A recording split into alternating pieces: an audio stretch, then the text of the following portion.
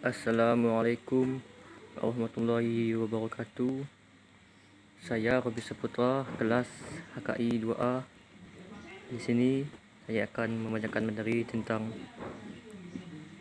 pengubah data pertemuan pertama. Pengertian hukum perdata. Istilah hukum perdata pertama kali diperkenalkan oleh Profesor Jojo Di Gunno sebagai terjemahan dari bahasa Belanda, yaitu Burgerlijk Wetboek atau WB pada masa pendudukan Jepang. Hukum perdata atau hukum privat adalah ketentuan yang mengatur hak-hak dan kepentingan secara individu-individu dalam masyarakat. Hukum perdata dalam arti luas. Hukum perdata dalam arti luas pada hakikatnya meliputi semua hukum privat material, yaitu segala hukum pokok hukum material yang mengatur kepentingan perseorangan, termasuk hukum yang tertera dalam KUH Perdata atau WW, KUHD, serta yang diatur dalam sejumlah peraturan undang-undang lainnya. Hukum perdata kedua adalah hukum perdata dalam arti sempit. Hukum perdata dalam arti sempit ada kalanya diartikan sebagai lawan dari hukum dagang. Hukum perdata dalam arti sempit ialah hukum perdata sebagaimana terdapat dalam KUH Perdata.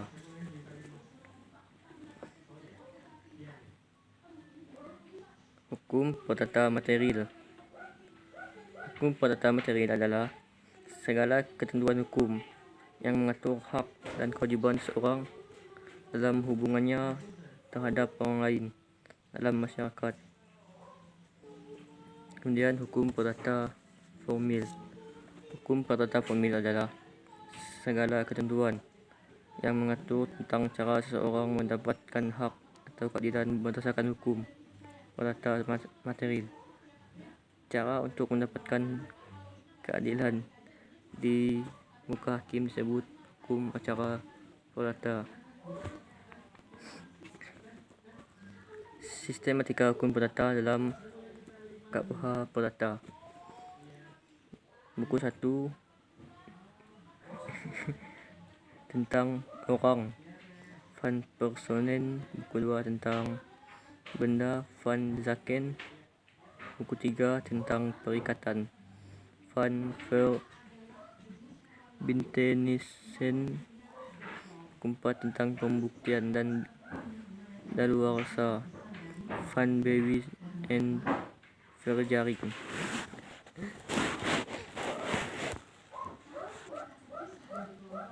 Buku 1 tentang orang atau person, badan hukum, rechtspersoon.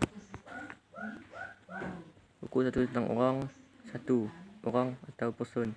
Orang-orang yang cakap melakukan perbuatan hukum adalah orang dewasa dan sehat akal pikirannya, serta tidak dilarang oleh suatu peraturan perundang-undangan untuk melakukan perbuatan-perbuatan hukum tertentu.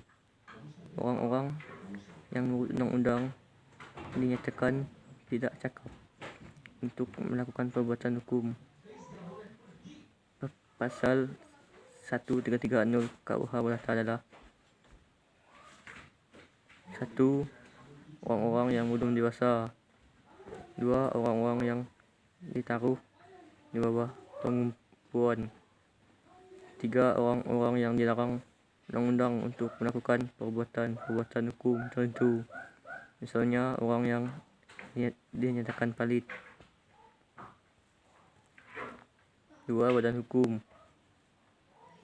Badan hukum tersebut misalnya person terbatas atau PT, koperasi, yayasan.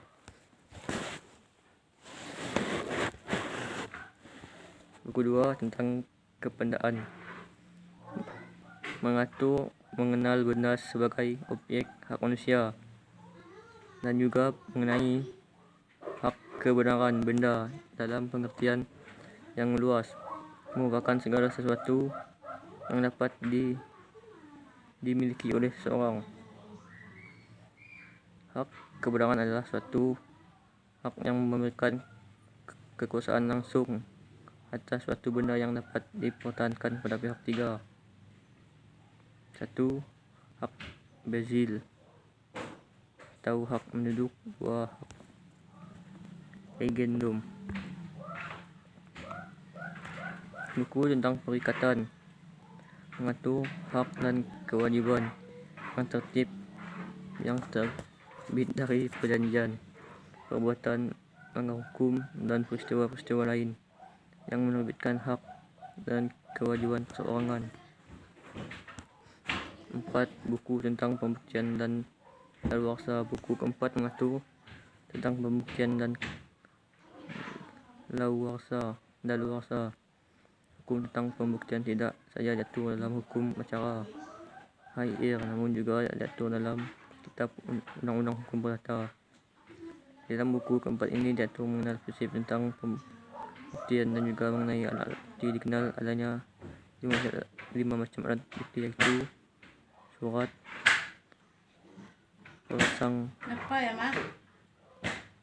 persangkasan, sumpah, pengakuan, kesaksian. Asas dalam hukum. 1. Asas lex superior,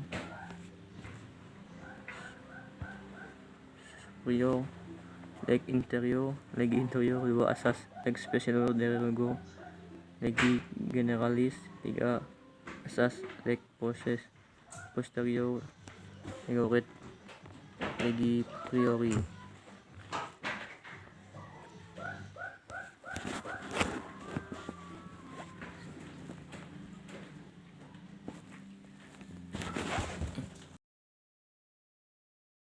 Assalamualaikum warahmatullahi wabarakatuh.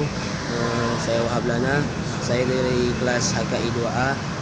Di sini saya ingin sedikit membacakan dan menjelaskan tentang sejarah hukum perdata. Yang pertama yaitu hukum perdata adalah aturan-aturan hukum yang mengatur tingkah laku setiap orang terhadap orang lain yang berkaitan dengan hak dan kewajiban yang timbul dalam pergaulan masyarakat maupun di dalam pergaulan keluarga. Jadi maksudnya adalah hukum perdata ini adalah aturan yang mengatur tentang tingkah laku kita baik di masyarakat maupun di dalam keluarga. Baiklah, selanjutnya yaitu macam-macam hukum perdata. Di sini hukum perdata terdapat ada 2 macam, yaitu hukum perdata material dan hukum perdata formal. Hukum perdata material yaitu hukum perdata yang mengatur kepentingan perdata setiap subjek hukum. Lalu yang kedua yaitu hukum perdata formal, yaitu mengatur bagaimana cara seseorang mempertahankan haknya apabila dilanggar oleh orang lain. Ya, selanjutnya yaitu sejarah hukum perdata di Indonesia. Secara umum di dalam kitab Undang-Undang Hukum Perdata ataupun KUH Perdata yang dikenal dengan istilah Burgerlijk Wetboek atau yang disingkat BW adalah kodifikasi hukum perdata yang disusun di negeri Belanda. Jadi KUH Perdata ini yang mempunyai istilah Burgerlijk Wetboek itu disusun di Belanda di Belanda. Penyusunan tersebut sangat dipengaruhi oleh hukum perdata Prancis ataupun Kode Napoleon. Kode Napoleon ini disusun berdasarkan hukum Romawi atau Corpus Juris Civilis yang pada waktu itu dianggap sebagai hukum yang paling sempurna. Jadi Kode Napoleon ini disusun berdasarkan atas seperti mengambil dari referensi dari hukum Romawi ataupun yang disebut Corpus Juris Civilis. Pada waktu itu memang hukum Romawi dianggap hukum yang paling sempurna. Selanjutnya yaitu KUH Perdata BW berhasil disusun oleh sebuah panitia yang diketahui oleh Mr. J.M. Kemper dan sebagian besar bersumber dari Kode Napoleon dan bagian yang lain, serta kodifikasi KUH Perdata selesai pada 5 Juli tahun 1830.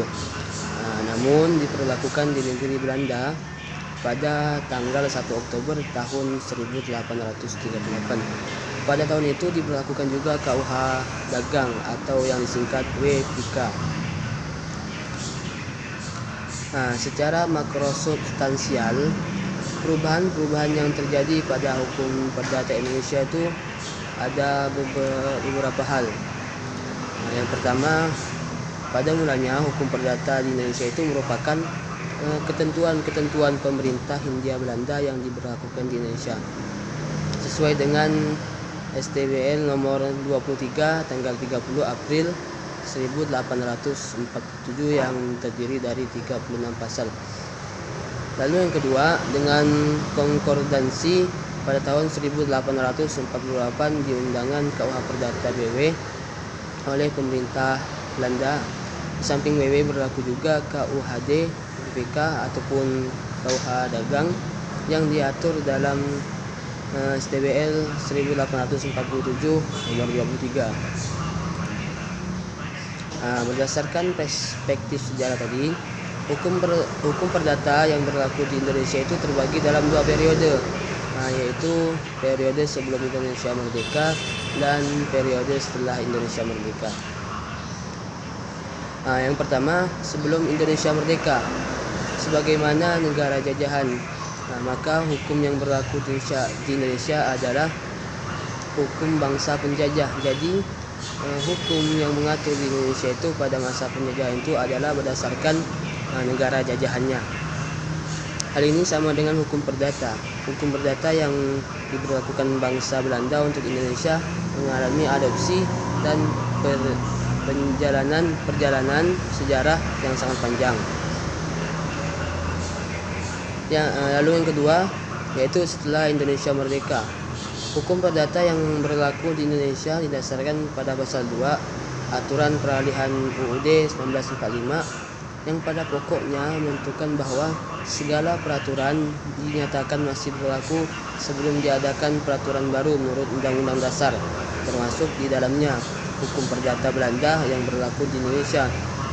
Hal ini untuk mencegah terjadinya kekosongan hukum ataupun vakum di bidang hukum perdata. Jadi teman-teman, itulah dari sejarah hukum perdata baik di dunia maupun di Indonesia. Semoga apa yang saya sampaikan dapat kawan-kawan pahami dan menjadi pelajaran juga buat kita semua, termasuk diri saya pribadi. Sekian dari saya. Wassalamualaikum warahmatullahi wabarakatuh. Assalamualaikum warahmatullahi wabarakatuh. Perkenalkan, nama saya Naufal Fikri Akmalul Hakim. Saya akan menjelaskan tentang subjek hukum. Subjek hukum menurut Profesor Subekti, subjek hukum adalah pembawa hak. Adapun subjek hukum dalam kedudukannya di dalam hukum yaitu sebagai orang. Subjek hukum diartikan sebagai segala sesuatu yang dapat memperoleh hak dan kewajiban dari hukum.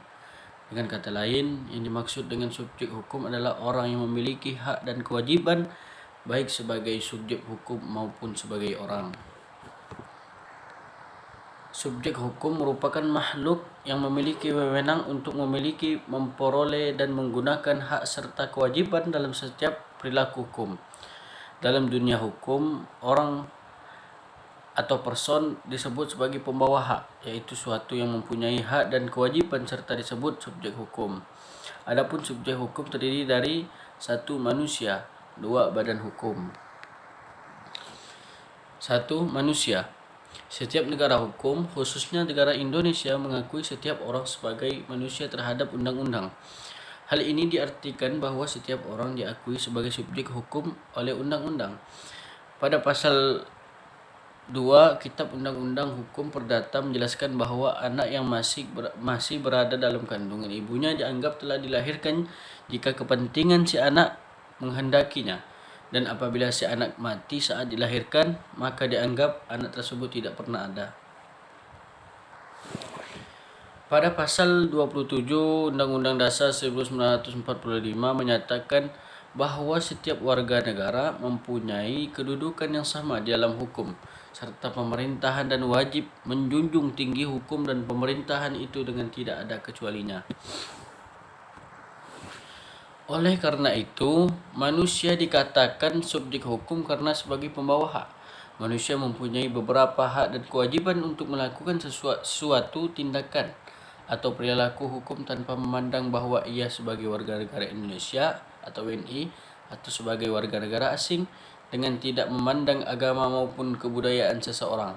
Adapun berbagai perilaku hukum yang dilakukan yaitu seperti melakukan pernikahan, mempunyai persetujuan atau perjanjian, serta dapat membuat sebuah wasiat. Manusia disebut sebagai pembawa hak mulai saat ia dilahirkan ke dunia dan berakhir pada saat ia meninggal dunia. Bahkan dalam pasal tertentu menyebutkan bahwa seseorang yang masih berada dalam kandungan ibunya dapat dianggap sebagai subjek hukum. Dianggap telah lahir jika memiliki kepentingan untuk menjadi ahli waris. Walaupun menurut hukum dikatakan bahwa setiap orang tanpa terkecuali dapat memiliki hak, namun di dalam hukum juga diatur bahwa tidak semua orang dapat bertindak sendiri dalam melaksanakan haknya itu. Ada beberapa orang yang oleh hukum dinyatakan tidak cakap atau kurang cakap untuk bertindak sendiri dalam melakukan perbuatan-perbuatan hukum. Akan tetapi mereka harus diwakili orang lain. Adapun orang-orang yang menurut undang-undang dinyatakan tidak cakap untuk melakukan perbuatan hukum, pasal 1330 KUH Perdata adalah 1. Orang-orang yang belum dewasa. 2. Orang-orang yang ditaruh di bawah pengampuan atau kuratel. Kedua, badan hukum. Dalam kehidupan bermasyarakat, manusia bukanlah satu-satunya sebagai subjek hukum atau penduduk dan kewajiban, tetapi masih ada subjek hukum lain yang disebut sebagai badan hukum atau person. Badan hukum merupakan sekumpulan orang atau badan-badan yang mendirikan suatu keorganisasian yang memiliki hak dan kewajiban hukum yang terpisah antara orang-orang atau badan-badan yang mendirikan dan menjalankan organisasi tersebut. Sebagai subjek hukum, badan hukum tentu juga memiliki hak dan kewajiban yang sama dengan orang yang dapat mengadakan hubungan hukum, baik dengan orang maupun dengan badan hukum. Sekian dari saya. Kurang lebihnya saya mohon maaf. Wabillahi taufiq wal hidayah. Wassalamualaikum warahmatullahi wabarakatuh. Bismillahirrahmanirrahim. Assalamualaikum warahmatullahi wabarakatuh. Perkenalkan, nama saya Elisa dengan nomor NIM 12012001. Di sini saya akan menjelaskan tentang hukum perikatan dan hukum perjanjian. Definisi perikatan dan perjanjian menurut Profesor Subekti SH. Profesor Subekti SH dalam bukunya Hukum Perjanjian menyatakan bahwa hubungan antara perikatan dan perjanjian, yaitu perjanjian menerbitkan perikatan, sedangkan perjanjian merupakan sumber perikatan. Suatu perjanjian juga dinamakan persetujuan karena dua pihak itu setuju untuk melakukan sesuatu. Perikatan adalah suatu perhubungan hukum antara dua orang atau dua pihak, di mana pihak yang satu berhak menuntut sesuatu hal dari pihak yang lain, dan pihak yang lain berkewajiban untuk memenuhi tujuan itu.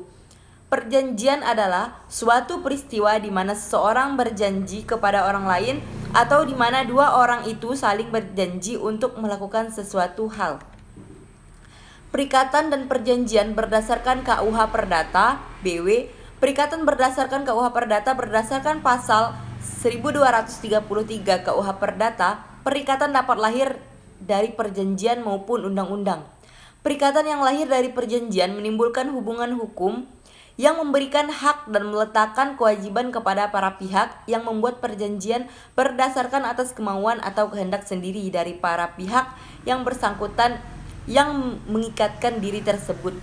Perikatan yang lahir dari undang-undang merupakan perikatan yang terjadi karena adanya suatu peristiwa tertentu sehingga melahirkan hubungan hukum yang menimbulkan hak dan kewajiban di antara para pihak yang bersangkutan, tetapi bukan berasal dari kehendak para pihak yang bersangkutan, melainkan telah diatur dan ditentukan oleh undang-undang. Selanjutnya, perjanjian berdasarkan KUH Perdata. Menurut pasal 1313 KUH Perdata, suatu perjanjian adalah suatu perbuatan yang mana satu orang atau lebih mengikatkan dirinya terhadap orang lain.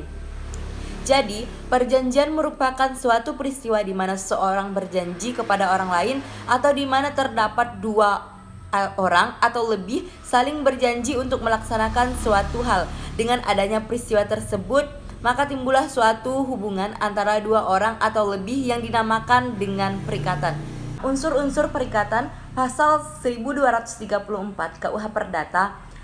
Yang pertama, adanya suatu hubungan hukum, hubungan yang diatur dan diakui oleh hukum.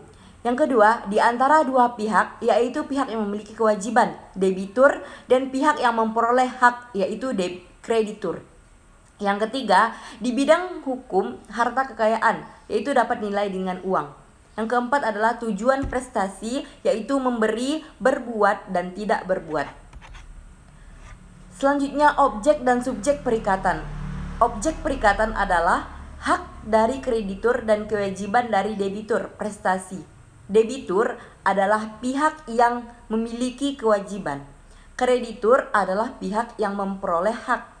Dengan demikian, objek dari perikatan adalah prestasi, subjek adalah kreditur dan debitur. Macam-macam prestasi menurut pasal 1234 BW. Yang pertama, memberi sesuatu. Debitur menyerahkan uang ataupun barang yang diperjanjikan kepada kreditur. Yang kedua, berbuat sesuatu. Debitur melakukan sesuatu dalam bentuk nasihat atau mengajar atau mengerjakan sesuatu untuk kepentingan kreditur. Yang ketiga, tidak berbuat sesuatu. Debitur tidak melakukan sesuatu yang tidak diperkenankan di dalam perjanjian. Syarat perikatan atau perjanjian menurut pasal 1320 KUH Perdata BW. 1. Sepakat persesuaian kehendak antara pihak. Yang kedua, cakap kemampuan menurut hukum untuk melakukan perbuatan hukum atau perjanjian. Yang ketiga, suatu hal tertentu, adanya objek perjanjian yang jelas. Yang keempat, sebab yang halal, artinya tidak bertentangan dengan undang-undang kesusilaan dan ketertiban umum. Menurut pasal 1330 BW, seseorang dianggap tidak cakap, tidak mampu melaksanakan hak dan kewajibannya, yaitu yang pertama, anak di bawah umur. Yang kedua, orang sakit ingatan ataupun gila. Yang ketiga, orang yang bersuami, namun khusus wanita yang bersuami telah dihapus dengan adanya SEMA nomor 3 tahun 1963. Dalam hukum, perjanjian dikenal 5 asas yang penting, yaitu yang pertama, asas kebebasan berkontrak. Yang kedua, asas konsensualisme. Yang ketiga, asas pacta sunt servanda. Yang keempat, asas iktikat baik. Dan yang kelima adalah asas kepribadian.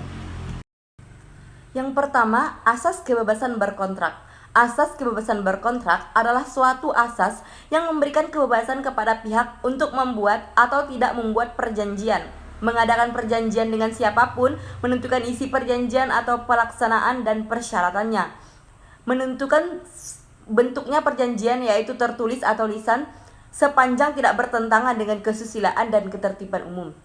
Pada pasal 1338 ayat 1 KUH Perdata menegaskan semua perjanjian yang dibuat secara sah berlaku sebagai undang-undang bagi mereka yang membuatnya.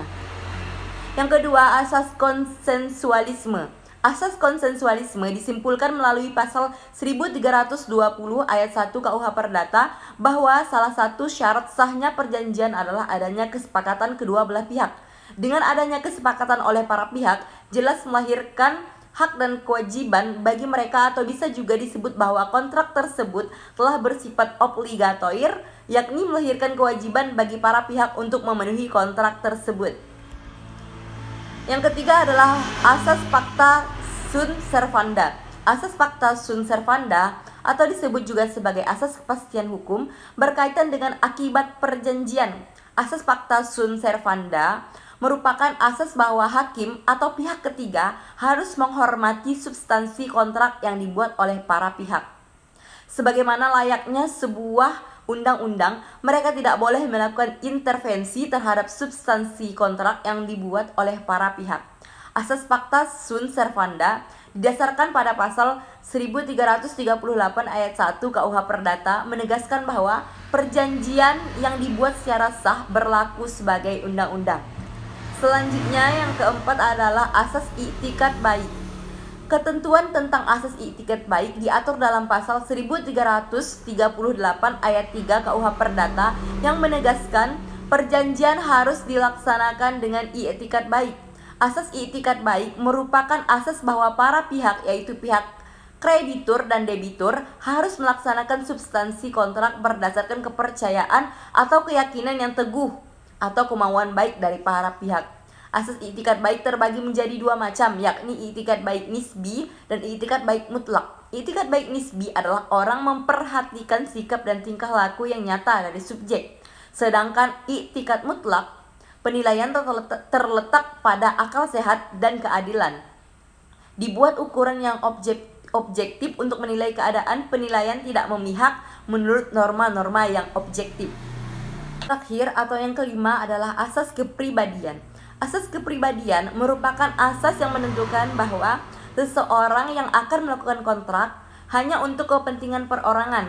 Hal ini dapat dilihat pada pasal 1315 dan pasal 1340 KUH Perdata, yaitu pada pasal 1315 menegaskan pada umumnya seseorang tidak dapat mengadakan perjanjian hanya untuk kepentingan dirinya sendiri. Sedangkan dalam pasal 1340 menegaskan perjanjian hanya berlaku antara para pihak yang membuatnya.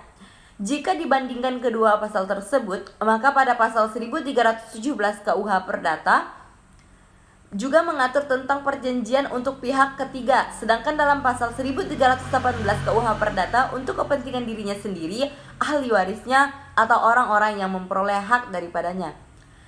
Demikianlah penjelasan dari saya. Kurang lebihnya saya mohon maaf. Billahi taufiq wal hidayah. Wassalamualaikum warahmatullahi wabarakatuh.